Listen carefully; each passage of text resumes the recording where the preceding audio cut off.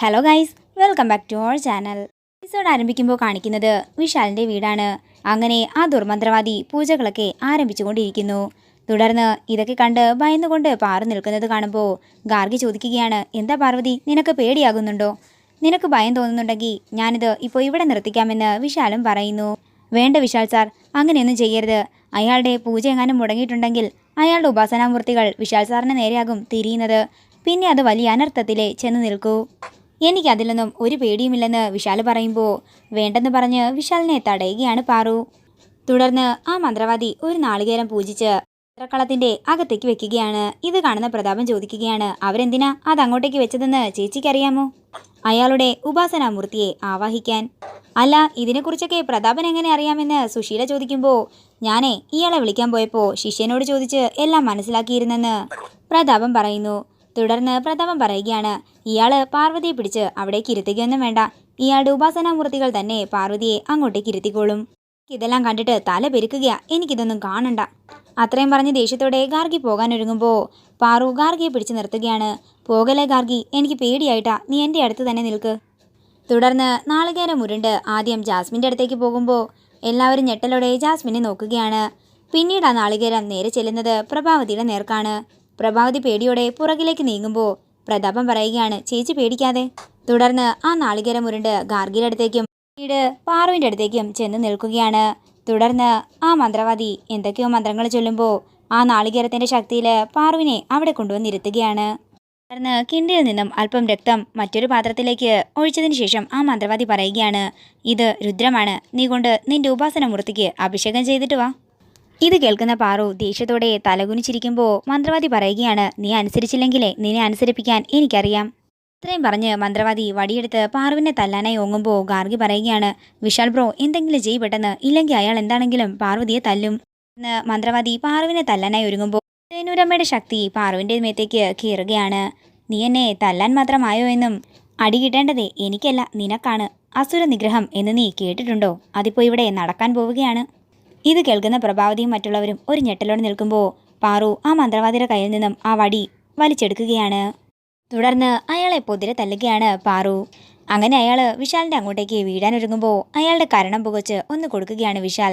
മേലാൽ തന്നെയോ തൻ്റെ ഉപാസനമൂർത്തികളെയോ ഈ വഴിക്ക് കണ്ടേക്കരുതെന്ന് പറഞ്ഞ് വിശാൽ അയാളെ ആട്ടി ഓടിക്കുന്നു. അങ്ങനെ അയാളും ശിഷ്യനും കൂടി പേടിയോടെ അവിടെ നിന്നും ഇറങ്ങി ഓടുകയാണ്. തുടർന്ന് പാറു ദേഷ്യത്തോടെ പ്രഭാവതി നോക്കുന്നു. എന്നിട്ട് പ്രഭാവതിക്കും 4 എണ്ണം കൊടുക്കുകയാണ്. അങ്ങനെ പ്രഭാവതി വീഴാനൊരുങ്ങുന്നത് ഗായത്രിയുടെ ഫോട്ടോയ്ക്കരികിലേക്കാണ്. ഗായത്രിയുടെ ടേബിളിൻ്റെ മുന്നിലേക്ക് പോയി തല കുനിച്ച് നിൽക്കുകയാണ് പ്രഭാവതി. അതിനുശേഷം പ്രഭാവതി അടി പേടിച്ച് അവിടെ നിന്ന് ഓടുന്നു. തുടർന്ന് പ്രതാപനും സുശീലയ്ക്കും ജാസ്മിനും വിനയ്ക്കും ഒക്കെ തന്നെ നല്ലത് കൊടുക്കുകയാണ് പാറു. അതിനുശേഷം പെട്ടെന്ന് തന്നെ പാറു ബോധം കെട്ട് താഴേക്ക് വീഴുകയാണ്. ഇനിയും ആരെങ്കിലും ഇങ്ങനത്തെ കോപ്രായങ്ങൾ ഇവിടെ കാണിച്ചു കൂട്ടിയാൽ ബാക്കി ഞാൻ അപ്പോൾ പറഞ്ഞു തരാമെന്ന് വിശാൽ പറയുന്നു. എന്നിട്ട് വിശാൽ പാറുവിനെ താങ്ങിയെടുത്തുകൊണ്ട് മുറിയിലേക്ക് കൊണ്ടുപോവുകയാണ്. പിന്നീട് കാണിക്കുന്നത് പാറുവിൻ്റെ വീടാണ്. വിഷമത്തോടെ മുത്തശ്ശൻ ഇരിക്കുന്ന കാണുമ്പോൾ അംബിക ചോദിക്കുകയാണ്, എന്താ അച്ഛാ, എന്തു പറ്റി? അത് മോളെ എന്താണെന്നറിയില്ല, പാറുവിനെ കുറിച്ചോർത്ത് എന്തോ ഒരു മനപ്രയാസം പോലെ. അതേസമയം മണിക്കുട്ടൻ അങ്ങോട്ടേക്ക് വരികയാണ്.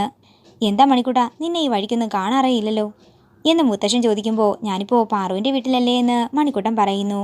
പാറുവിന് അവിടെ എങ്ങനെയുണ്ടെന്ന് അംബിക ചോദിക്കുമ്പോൾ എല്ലാ മനുഷ്യരെ പോലെയും അവൾക്കും ചെറിയ ചെറിയ മനപ്രയാസങ്ങളുണ്ട്, അല്ലാതെ അവൾ സന്തോഷവതിയാണെന്ന് മണിക്കുട്ടൻ പറയുന്നു. അല്ല, നീ എന്തു പറ്റി ഇപ്പോൾ ഇങ്ങോട്ടേക്കൊക്കെ വരാനെന്ന് പല്ലവി ചോദിക്കുമ്പോൾ അത് പിന്നെ അരവിന്ദൻ സാറിന് വഴി കാണിച്ചുകൊണ്ട് ഞാൻ വന്നതാണെന്ന് മണിക്കുട്ടൻ പറയുകയാണ്. അതേസമയം അരവിന്ദനും അങ്ങോട്ടേക്ക് വരുന്നു. ഞാനൊന്ന് ഉദയനൂർ ക്ഷേത്രം വരെ തൊഴാൻ വന്നതാ, അപ്പോൾ ഞാൻ വഴി കാണിച്ചു തരാമെന്ന് പറഞ്ഞ് മണിക്കുട്ടൻ എൻ്റെ കൂടെ വന്നതാ.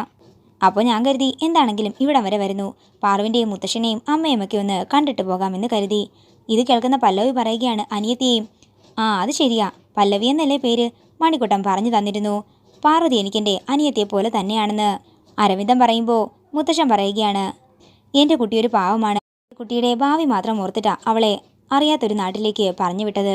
അവൾക്കവിടെ ഇങ്ങനൊരു ഏട്ടനുള്ളതിൽ ഞങ്ങൾക്ക് സന്തോഷമേ ഉള്ളൂ. സാറ് എൻ്റെ കുഞ്ഞിനെ നല്ലതുപോലെ നോക്കണേ. അങ്ങനെ അരവിന്ദൻ എന്തെങ്കിലും കുടിക്കാൻ എടുത്തിട്ട് വരാമെന്ന് പറഞ്ഞ് പല്ലവിയും അംബികയും അകത്തേക്ക് പോകുന്നു. അല്ല, സാറിന് എന്താ ജോലിയെന്ന് മുത്തശ്ശൻ ചോദിക്കുമ്പോൾ പോലീസിലാണെന്നും സർക്കിൾ ഇൻസ്പെക്ടറാണെന്നും അരവിന്ദൻ പറയുന്നു. അല്ല, സാറിന് പാർവിനെ എങ്ങനെയാ പരിചയം എന്ന് മുത്തശ്ശൻ ചോദിക്കുമ്പോൾ പാർവതി തൻ്റെ ജീവൻ രക്ഷിച്ച കാര്യങ്ങളൊക്കെ തന്നെ അരവിന്ദൻ മുത്തശ്ശനോട് പറയുകയാണ്. പാർവതിക്ക് ഇങ്ങനെയൊരു സിദ്ധി ഇപ്പം മുതലാ ഉള്ളത് എന്ന് അരവിന്ദൻ ചോദിക്കുമ്പോൾ കുട്ടിക്കാലം മുതലേ ഉള്ളതാണെന്ന് മുത്തശ്ശൻ പറയുന്നു. തുടർന്ന് അവരോട് യാത്ര പറഞ്ഞ് അരവിന്ദൻ അവിടെ നിന്ന് പോകുമ്പോൾ പല്ലവി പറയുകയാണ്, ഈ വരവ് ഒരു വെറും വരവായിട്ട് എനിക്ക് തോന്നുന്നില്ല. പിന്നീട് കാണിക്കുന്നത് വിശാലിൻ്റെ വീടാണ്. സുശീല പ്രതാപനോട് പറയുകയാണ്, എന്തൊക്കെ ഡയലോഗായിരുന്നു, എന്നിട്ടിപ്പോൾ എന്തായി? കാട്ടൂർ ഭൈരവൻ അടുക്കളക്കാരിയുടെ കയ്യിൽ നിന്നും അടിയും വാങ്ങി കണ്ടം വഴി ഓടിയ കാഴ്ചയൊന്ന് കാണേണ്ടത് തന്നെയായിരുന്നു. പ്രതാപ, നീ ഒരു കാശിനും കൊള്ളില്ലെന്നേ നീ ദിവസം കൂടുന്തോറും തെളിയിച്ചുകൊണ്ടേ ഇരിക്കുകയാണ്. തുടർന്ന് പ്രതാപം പറയുകയാണ്, അയാളുടെ കാര്യം അവിടെ ഇരിക്കും, അവളെന്തിനാ നമ്മളെ തല്ലിയത്? ചേച്ചിക്ക് കൂടുതൽ തല്ല് കിട്ടിയത്. തുടർന്ന് പ്രതാപം പറയുകയാണ്, ചേച്ചി ഇനിയും നമ്മൾ എന്തെങ്കിലും ചെയ്തില്ലെങ്കിലേ ആ എഗ്രിമെൻറ്റും പൊക്കിക്കൊണ്ടുവന്ന് അവളിവിടെ തറവാട്ടമ്മയെന്നുള്ള സ്ഥാനം ഉറപ്പിച്ചു നിൽക്കും. തുടർന്ന് സുശീല പറയുകയാണ്, പ്രതാപ മന്ത്രവാദിയെ കൊണ്ടുവന്ന് ആണിയടിച്ച് തളയ്ക്കാനായിട്ടെ അവള് കള്ളിയം കാട്ട് നീലിയൊന്നുമല്ല, അവളെ പാർവതിയാണ്. മാംസവും മജ്ജയും കൂടാതെ സകല തരികിടകളും അറിയാവുന്ന പാർവതി. കേൾക്കുന്ന പ്രഭാവതി ദേഷ്യത്തോടെ നിൽക്കുകയാണ്. ഇതോടുകൂടി ഇന്നത്തെ എപ്പിസോഡ് ഇവിടെ തീരുകയാണ്. വീഡിയോ ഇഷ്ടമായെങ്കിൽ മറക്കാതെ ലൈക്ക് ചെയ്യുക, ഷെയർ ചെയ്യുക, കമൻറ്റ് ചെയ്യുക. കൂടുതൽ സീരിയൽ അപ്ഡേറ്റ്സിനായി മറക്കാതെ സബ്സ്ക്രൈബ് ചെയ്യുക നയൻസ് ക്രിയേഷൻസ്.